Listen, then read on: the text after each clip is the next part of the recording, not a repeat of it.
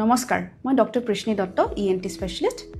আজি আমি ক্ৰনিক সাইনোসাইটিছৰ বিষয়ে অকমান জানিম ক্ৰনিক সাইনোসাইটিছটো কি হয় আমাৰ নাক আৰু নাকৰ আখে-পাখে চাৰিটা গ্ৰুপ অফ সাইনাসেস থাকে যোনটো এটা মিউকোজাল লাইনিং দি কভাৰ্ড থাকে কিছুমান কাৰণৰ বাবে এই সাইনাস ইনফ্লেমেশন হৈ গলে ফুলি গলে পেশেন্টে কিছুমান অসুবিধা পাব পাৰে যোনটো বহুত মাহ আৰু বছৰ ধৰি ভুগিলে এটোকে ক্ৰনিক সাইনোসাইটিছ কয় কাৰণ হৈছে ইনফেকশন আপোনাৰ ব্যাকটেৰিয়াল ফাঙ্গাল নাকৰ যদি ভাৰ বেকা আছে নাকত পলিপ হৈছে তাৰ উপৰিও যদি এলাৰ্জি নাইবা এনভাইৰনমেন্টাল পলিউশনৰ পৰা আৰু পেশেন্টৰ যদি ইমিউনিটিটো অকমান কম থাকে যদি আনকন্ট্ৰোল ডায়াবেটিস আছে নাইবা HIV ইনফেকশন নাইবা ক্যান্সাৰ হলো সাইনোসাইটিছ হ'ব পাৰে পেশেন্টজনে কি সিম্পটম লৈ আহিব পাৰে নাকৰ আপোনাৰ ব্লকেজ হ'ব পাৰে উখাল লব দিগদাৰ হ'ব পাৰে আপোনাৰ লস অফ স্মেল হয় হেডেক ফেশিয়াল পেইন আৰু স্নোৰিং হ'ব পাৰে সো আমি ট্ৰিটমেন্টৰ কাৰণে প্ৰথমতে পেশেন্টক সদায় মেডিসিনাল থেৰাপি দিও কিন্তু বাৰে এন্টিবায়োটিকৰ কোৰ্স দি নেজল স্প্ৰে দিও যদি পেশেন্টজনে আৰাম নাপায় তেতিয়া সাৰ্জাৰি কাৰণে এডভাইস কৰা হয় যোনটো কয় functional endoscopic sinus surgery functional endoscopic sinus surgery আমি ক্যামেৰা আৰু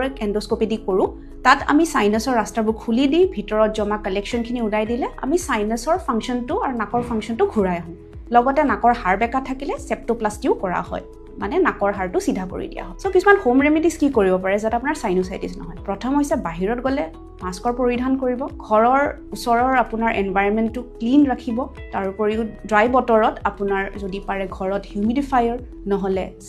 সেলাইন নেজল ইৰিগেশ্যন আৰু ষ্টিম ইনহেলেশনো কৰিব পাৰে এণ্ড এটা বেলেন্স মিল আৰু পানী সঠিক ৰূপে খাব লাগে যেনে হাইড্ৰেশ্যন মেইনটেইন কৰিব লাগে আৰু স্মোকিং আৰু এলকহলটো কমাই দিলে বেটাৰ ধন্যবাদ